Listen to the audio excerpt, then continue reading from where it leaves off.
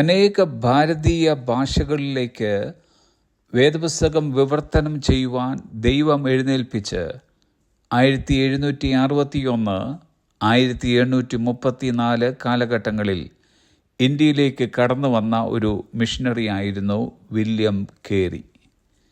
അദ്ദേഹത്തിന് ഇന്ത്യയിലെ അഭ്യസ്ത വിദ്യരുടെയും ഉന്നത ഉദ്യോഗസ്ഥരുടെയും ഇടയിൽ വളരെ മാന്യമായ സ്ഥാനമുണ്ടായിരുന്നു. ഒരിക്കൽ ഇന്ത്യയുടെ ഗവർണർ ജനറൽ അദ്ദേഹത്തെ ഒരു അത്താഴ വിരുന്നിന് ക്ഷണിച്ചു. ആ വിരുന്നിൽ സംബന്ധിച്ച ഒരു അതിഥി വില്യം കേരിയെ ചൂണ്ടിക്കാട്ടി മറ്റൊരാളോട്, ഈ കേരി ഒരു പാദരക്ഷ നിർമ്മാതാവല്ലേ എന്ന് ചോദിച്ചു. അത് കേട്ട കേരി വളരെ വിനയഭാവം പൂണ്ട് അദ്ദേഹത്തോട്, ഇല്ല സർ, ഞാൻ വെറും ഒരു ചെരുപ്പ് കുത്തിയാണ് എന്ന് പറയുകയുണ്ടായി. നമ്മിൽ പലരുമാണ് വില്യം കേരിയുടെ സ്ഥാനത്ത് അന്നായിരുന്നതെങ്കിൽ ആ അത്താഴ വിരുന്ന് മുഴിപ്പിക്കാതെ ഇറങ്ങിപ്പോകുമായിരുന്നു. സമൂഹത്തിൽ ബഹുമാനം കിട്ടുക, പ്രധാന ഇരിപ്പിടം ഉറപ്പാക്കുക, ഉള്ളതും ഇല്ലാത്തതുമായ ഗുണഗണങ്ങളോടെ തങ്ങളുടെ പേരുകൾ പൊതുസമൂഹത്തിൽ പ്രൊജക്റ്റ് ചെയ്യുക എന്നിവയൊക്കെയാണ് പലരും ആഗ്രഹിക്കുന്നത്. അത് നേടിയെടുക്കുവാനായി ഏതറ്റം വരെ പോവുകയും എല്ലാ കുതന്ത്രങ്ങളും പ്രയോഗിക്കുകയും ചെയ്യുന്നു.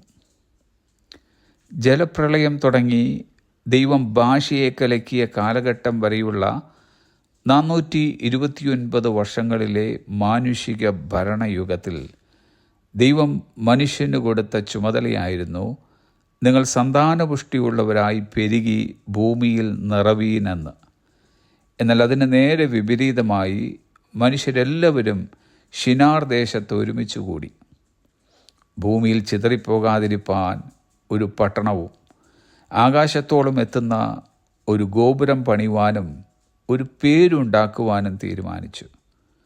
മനുഷ്യരുടെ അഹന്തയിൽ നിന്നും അഹങ്കാരത്തിൽ നിന്നുമുണ്ടായ ഈ ദുരുദ്ദേശത്തെ മനസ്സിലാക്കിയ ദൈവം അവരുടെ പദ്ധതിയെ പൊളിച്ചു കളഞ്ഞു എന്നത് സ്വന്തമായി പേരും പെരുമയും സ്ഥാപിത താല്പര്യങ്ങളും കെട്ടിപ്പടുക്കുവാൻ കച്ചകെട്ടി നടക്കുന്നവർക്കുള്ള ഒരു താക്കീതാണ്.